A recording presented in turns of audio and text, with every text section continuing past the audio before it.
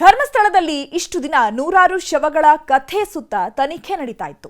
ಈಗ 2012ರಲ್ಲಿ ಹತ್ಯೆಯಾಗಿದ್ದ ಸೌಜನ್ಯ ಪ್ರಕರಣದ ತನಿಖೆಗೂ ಜೀವ ಬರ್ತಿದೆ. ಧರ್ಮಸ್ಥಳದಲ್ಲಿ ಬಿಜೆಪಿ ನಾಯಕರು ಸಮಾವೇಶ ನಡೆಸಿ ಸೌಜನ್ಯ ಕುಟುಂಬದವರನ್ನು ಭೇಟಿ ಮಾಡಿ ಬೆಂಬಲ ಕೊಟ್ಟಿದ್ದಾರೆ. ಇನ್ನೊಂದು ಕಡೆ ಇಡೀ ಧರ್ಮಸ್ಥಳದ ಸುತ್ತ ಆಗ್ತಾ ಇರೋ ತನಿಖೆಯನ್ನ ಎನ್ಐಎ ತನಿಖೆಗೆ ವಹಿಸಬೇಕು ಅಂತಾನೂ ಬಿಜೆಪಿಯವರು ಆಗ್ರಹಿಸಿದ್ದು ಮುಖ್ಯಮಂತ್ರಿಗಳು ಉತ್ತರ ಕೊಟ್ಟಿದ್ದಾರೆ.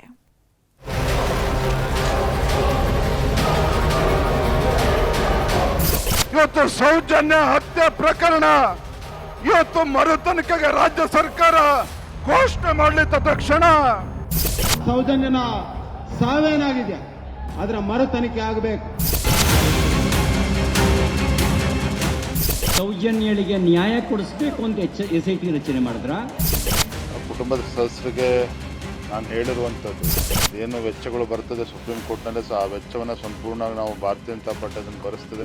ಧರ್ಮಸ್ಥಳದಲ್ಲಿ 2012ರ ಅಕ್ಟೋಬರ್ ತಿಂಗಳಲ್ಲಿ ನಡೆದಿದ್ದ ಸೌಜನ್ಯ ಕೊಲೆ ಕೇಸ್ಗೆ ಸಂಬಂಧಿಸಿದಂತೆ ಬಿಜೆಪಿ ನಾಯಕರಿಂದ ನ್ಯಾಯಕ್ಕಾಗಿ ಆಗ್ರಹ ಜೋರಾಗಿದೆ. ಖುದ್ದು ಬಿಜೆಪಿ ರಾಜ್ಯಾಧ್ಯಕ್ಷ BY ವಿಜಯೇಂದ್ರ ಸೌಜನ್ಯ ತಾಯಿಯನ್ನ ಭೇಟಿಯಾಗಿ ಮಾತುಕತೆ ನಡೆಸಿದ್ದಾರೆ. ಪಾಂಗಳದಲ್ಲಿರುವ ಸೌಜನ್ಯ ಮನೆಗೆ ವಿಜಯೇಂದ್ರ, ಸಂಸದ ಬ್ರಿಜೇಶ್ ಚೌಟ, ಶಾಸಕ ಹರೀಶ್ ಪೂಂಜಾ ಸೇರಿದಂತೆ ಹಲವು ನಾಯಕರು ಭೇಟಿ ಕೊಟ್ಟರು. ಸೌಜನ್ಯ ಸಾವಿನ ಬಗ್ಗೆ ಪಕ್ಷಕ್ಕೆ ಕಳವಳವಿದ್ದು ನ್ಯಾಯ ಕೊಡಿಸುವ ಭರವಸೆ ನೀಡಿದ್ದಾರೆ ವಿಜಯೇಂದ್ರ. ಸೌಜನ್ಯ ಹೋರಾಟ, ಸುಪ್ರೀಂ ಕೋರ್ಟ್ ಕೇಸ್ ಹೀಗೆ ಎಲ್ಲದಕ್ಕೂ ಸಹಾಯ ಮಾಡೋ ಭರವಸೆಯನ್ನ ವಿಜಯೇಂದ್ರ ನೀಡಿದ್ದಾರೆ. ಕುಟುಂಬದ ಸದಸ್ಯರಿಗೆ ನಾನು ಹೇಳಿರುವಂಥದ್ದು ಏನೀಗ CBI ಕೋರ್ಟ್ ಆದೇಶ ಆಗಿದೆ, ಅದರ ಮೇಲ್ಮನವಿಯನ್ನು ಸುಪ್ರೀಂ ಕೋರ್ಟಲ್ಲಿ ಅವ್ರು ಮಾಡಿದ್ದೇ ಆದಲ್ಲಿ ಅದೇನು ವೆಚ್ಚಗಳು ಬರ್ತದೆ ಸುಪ್ರೀಂ ಕೋರ್ಟ್ನಲ್ಲಿ ಆ ವೆಚ್ಚವನ್ನು ಸಂಪೂರ್ಣವಾಗಿ ನಾವು ಭಾರತೀಯ ಜನತಾ ಪಾರ್ಟಿ ಅದನ್ನು ಭರಿಸ್ತೇನೆ. ಅದ್ರ ಬಗ್ಗೆ ತಲೆ ಕೆಡಿಸ್ಕೊಳ್ಬೇಡಿ, ಕಾಳಜಿ ಮಾಡೋದು ಬೇಡ. ನಾವು ನಿಮ್ಮ ಜೊತೆಲಿ ಸಂಪೂರ್ಣವಾಗಿ ಇದ್ದೇವೆ ಅನ್ನೋ ವಿಚಾರವನ್ನು ಅವ್ರಿಗೆ ತಿಳಿಸಿದ್ದೇನೆ. ತಮ್ಮನ್ನು ಭೇಟಿಯಾದ ಬಿಜೆಪಿ ನಾಯಕರ ಮುಂದೆಯೂ ತಮ್ಮ ಕಣ್ಣೀರಿನ ಕಥೆಯನ್ನ ಕುಸುಮಾವತಿ ವಿವರಿಸಿದ್ದಾರೆ. ಕಳೆದ 12 ವರ್ಷಗಳಿಂದಲೂ ನ್ಯಾಯಕ್ಕಾಗಿ ಹೋರಾಟ ನಡೆಸುತ್ತಿರುವ ಬಗ್ಗೆಯೂ ವಿವರಿಸಿದ್ದು ನ್ಯಾಯ ಕೊಡಿಸುವಂತೆ ಮನವಿ ಮಾಡಿದ್ದಾರೆ. ಇವತ್ತು ನ್ಯಾಯ ಕೇಳಲಿಕ್ಕೆ ಈ ರೀತಿ ನಮ್ಮ ಮೇಲೆ ದಬ್ಬಾಳಿಕೆ ಮಾಡ್ತಾ ಇದ್ದಾರೆ ನೋಡಿ. ನಿಮ್ಮ ಪಕ್ಷದಲ್ಲಿ ಇದ್ದವರು ಹೇಳ್ತಾ ಇದ್ದಾರೆ ಇಷ್ಟು ದೊಡ್ಡ ಮನೆ ಕಟ್ಟಿದರೆ ಸೌಜನ್ಯ ಹೆಸರು ಹೇಳ್ಕೊಂಡು ಹಣ ಮಾಡಿದ್ದಾರೆ ಅಂತ ಹೇಳ್ತಾ ಇದ್ದಾರೆ ಸರ್. ಹಾಗಾದ್ರೆ ನಮ್ಮ ಮನೆಗೆ ನ್ಯಾಯ ಇಲ್ವಾ ಸರ್? ಹಾಗಾದ್ರೆ ಇನ್ನು ಸೌಜನ್ಯ ಮನೆಗೆ ಹೋಗೋದಿಕ್ಕೂ ಮೊದಲೇ ಬಿಜೆಪಿ ನಾಯಕರು ಧರ್ಮಸ್ಥಳದಲ್ಲಿ ಹಮ್ಮಿಕೊಂಡಿದ್ದ ಧರ್ಮಸ್ಥಳ ಚಲೋ ಸಮಾವೇಶದಲ್ಲೂ ಸೌಜನ್ಯ ಪ್ರಕರಣವನ್ನ ಪ್ರಸ್ತಾಪಿಸಿದ್ದರು. ಸೌಜನ್ಯ ಸಾವಿಗೂ ನ್ಯಾಯ ಸಿಗಬೇಕೆಂದು ಬಿಜೆಪಿ ರಾಜ್ಯಾಧ್ಯಕ್ಷ ವಿಜಯೇಂದ್ರ ಹಾಗೂ ದಕ್ಷಿಣ ಕನ್ನಡದ ಸಂಸದ ಬ್ರಿಜೇಶ್ ಚೌಟ ಒತ್ತಾಯಿಸಿದ್ದಾರೆ.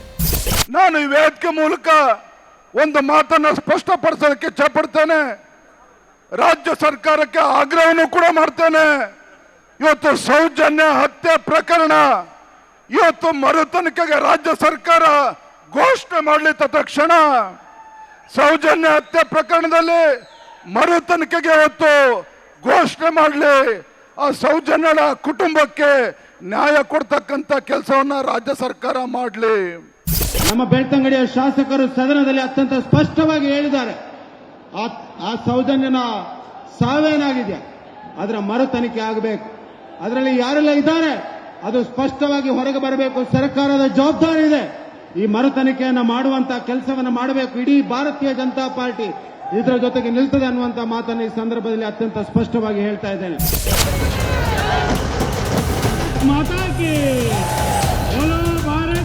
ಧರ್ಮಸ್ಥಳದಲ್ಲಿ ಕೇಸರಿ ಕಹಳೆ ಮೊಳಗಿತ್ತು. ರಾಜ್ಯದ ನಾನಾ ಭಾಗಗಳಿಂದ ಬಂದಿದ್ದ ಬಿಜೆಪಿ ನಾಯಕರು ಧರ್ಮಸ್ಥಳದಲ್ಲಿ ಸೇರಿದ್ದರು.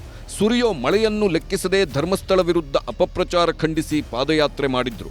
ವಿಜಯೇಂದ್ರ ನೇತೃತ್ವದಲ್ಲಿ ಪಾದಯಾತ್ರೆ ಮೂಲಕ ಬಂದು ವೀರೇಂದ್ರ ಹೆಗ್ಗಡೆ ಅವರನ್ನ ಭೇಟಿ ಮಾಡಿ ನೈತಿಕ ಸ್ಥೈರ್ಯ ತುಂಬಿದ್ರು.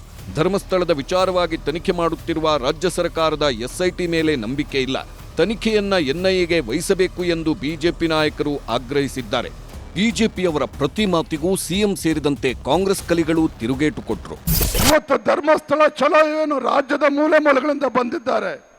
ಇವತ್ತು ರಾಜ್ಯಾದ್ಯಂತ ಮುಂದಿನ ದಿನಗಳಲ್ಲಿ ಹೋರಾಟ ಆಗಬಾರದು ಅಂತ ಹೇಳಿದ್ರೆ ಒಂದು ಕ್ಷಣನೂ ಕೂಡ ತಡೆ ಮಾಡ್ದೇನೆ ಈ ಧರ್ಮಸ್ಥಳದ ವಿರುದ್ಧ ಏನು ಅಪಪ್ರಚಾರ ನಡೀತಾ ಇದೆ ಇದರ ಸಂಪೂರ್ಣ ತನಿಖೆಯನ್ನ NIA CBI ಕೊಡಬೇಕು. ಅವರು ರಾಜಕೀಯ ಮಾಡ್ತಾ ಇದ್ದಾರೆ. ಈಗ ಬಿಗಿನಿಂಗ್ ನಲ್ಲಿ ಯಾಕೆ ಮಾಡಲಿಲ್ಲ? SIT ಆದಾಗ ಯಾಕೆ ಮಾಡಲಿಲ್ಲ? ಆಮೇಲೆ ಬಹಳ ದಿನಗಳ ನಂತರ ಏನು ಸಿಕ್ಕಲ್ಲ ಅಂತ ಗೊತ್ತಾದ ಮೇಲೆ ಆಮೇಲೆ ಮಾಡಕ್ ಶುರು ಮಾಡುತ್ತೆ ಅಲ್ವಾ? ಸೊ ಇದು ಡೋಂಗಿತನ ಅಲ್ವಾ? SIT ನಾವು ಸ್ವಾಗತ ಮಾಡಿದಿರಿ, ಇಲ್ಲ ಅಂತ ಹೇಳಲ್ಲ. ಆದರೆ SIT ಯಾರನ್ನ ಹಿಡಿತಾ ಇದ್ದಾರೆ? ಕೆರೆಯಲ್ಲಿರೋ ಮೀನುಗಳನ್ನ ಹಿಡಿತಾ ಇದ್ದಾರೆ, ಕುಂಟೆಯಲ್ಲಿರೋ ಮೀನುಗಳು ಹಿಡಿತಾ ಇದ್ದಾರೆ. ಇದರಿಂದ ಇರುವಂತ ದೊಡ್ಡ ತಿಮಿಂಗಲ ಸಮುದ್ರದಲ್ಲಿದೆ. ಆ ತಿಮಿಂಗಲಗಳನ್ನ ಹಿಡಿಬೇಕು, ಅದು ನಮ್ಮ ಮುಖ್ಯ ಉದ್ದೇಶ. ಆ ತಿಮಿಂಗಲ ಎಲ್ಲಿ ಇದ್ರೂ ಬಿಡಬಾರ್ದು. ಅದಕ್ಕೆ ನಾವು ಇವತ್ತು ತನಿಖೆಯನ್ನ NIಗೆ ಒಪ್ಪಿಸಬೇಕು. ಇದರಿಂದ ದೊಡ್ಡ ಜಾಲ ಇದೆ. ಯಾರ್ಯಾರು ಷಡ್ಯಂತ್ರ ನಡೀತಾ ಇದೆ ಅಂತ ಹೇಳ್ತಾ ಇರೋದು, ಮತ್ತೆ ಷಡ್ಯಂತ್ರ ನಡೆಸ್ತಾ ಇರೋರು ಯಾರು?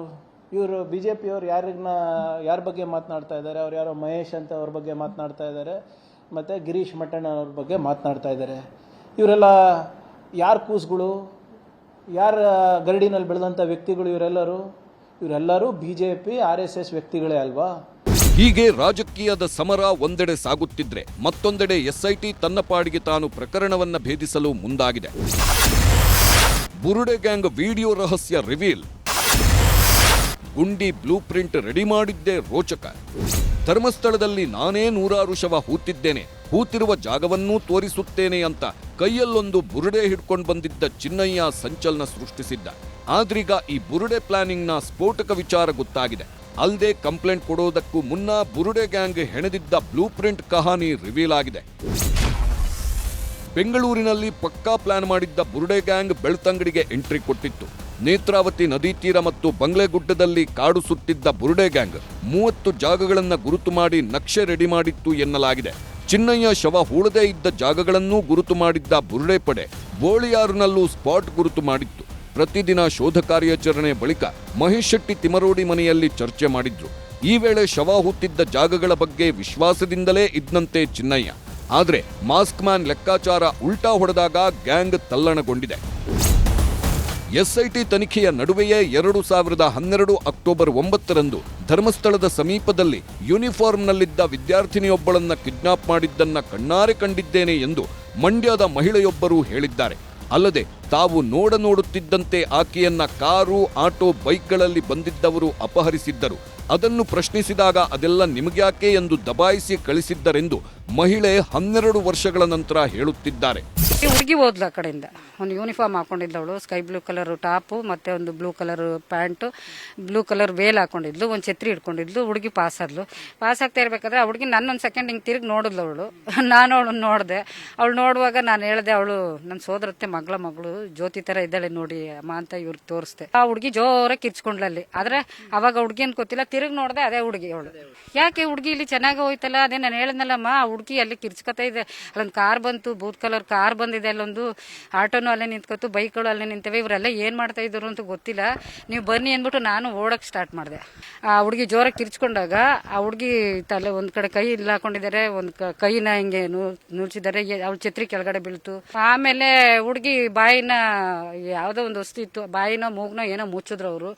ಅಡ್ಡ ನಿಂತ್ಕೊಂತಲ್ಲ ಆಟೋ, ಹುಡುಗಿ ಮಧ್ಯೆ ಸೇರ್ಕಂತು. ಅವಾಗ ಕಾರ್ ಒಳಗೆ ಮೋಸ್ಟ್ಲಿ ಇವರು ಕಾರ್ ಒಳಗೆ ದಬ್ಕೊಬಿಟ್ಟಿದ್ದಾರೆ. ಹುಡುಗಿನ ತೂರ್ಸ್ಕೊಂಡು ಪಾಸ್ ಆಗಿದ್ದಾರೆ. ಬಲವಂತವಾಗಿ ಇದ್ ಮಾಡ್ಕೊಂಡಿದ್ದಾರೆ. ಕೈ ಎಲ್ಲ ಹಿಂದಕ್ಕೆ ನುಲ್ಚಿದ್ರು. ಹುಡುಗಿ ಜೋರಾಗಿ ಕಿರ್ಚ್ಕಂತು ಹಿಂಗೆಲ್ಲ ಮಾಡ್ತಲ್ಲ ಅಂದ್ರೆ ಅದು ಏನೂ ಇಲ್ಲ, ನೀವು ಹೋಗಿ ಅಂದ್ರವ್ರು. ಇದೆಲ್ಲ ಪ್ರಶ್ನೆ ಮಾಡೋದಕ್ಕೆ ನೀವು ಯಾರು, ನೀವೆಲ್ಲಿಂದ ಬಂದಿದ್ದೀರಿ, ನಿಮಗೆ ಯಾಕೆ ಬೇಕಿದು, ನೀವು ಹೊರಡಿ, ನೀವು ಹೋಗಿ ನೀವಿಲ್ಲೆಲ್ಲ ನಿಂತ್ಕೋಬಾರ್ದು, ಈಗ ಹೋಗಿ ಅಂತೆಲ್ಲ ಅವನು ನಮ್ಮನ್ನ ಫೋರ್ಸಬಲ್ಲಿ ಕಳ್ಸಕ್ ನೋಡ್ದ. ಆದ್ರೆ 12 ವರ್ಷಗಳ ಹಿಂದೆ ನೋಡಿದ್ದ ಘಟನೆಯ ಬಗ್ಗೆ ಈ ಮಹಿಳೆ ಈಗ ಹೇಳ್ತಿರೋದೇಕೆ ಎಂಬುದೇ ಪ್ರಶ್ನೆ. ಇದು ನಿಜಕ್ಕೂ ಕಂಡಿರುವ ದೃಶ್ಯವೋ ಅಥವಾ ಕಥೆ ಕಟ್ಟಿರುವ ವಿಷಯವೋ ಎಂಬುದರ ಬಗ್ಗೆ ತನಿಖೆ ನಡೆಸಬೇಕಿದೆ. ಮೈಸೂರಿನಿಂದ ಆನಂದ್ ಜೊತೆ ಮಂಜುನಾಥ್ ಆರ್ಯ ಮತ್ತು ಕಿಶನ್ ಶೆಟ್ಟಿ, ನ್ಯೂಸ್ 18 ಧರ್ಮಸ್ಥಳ.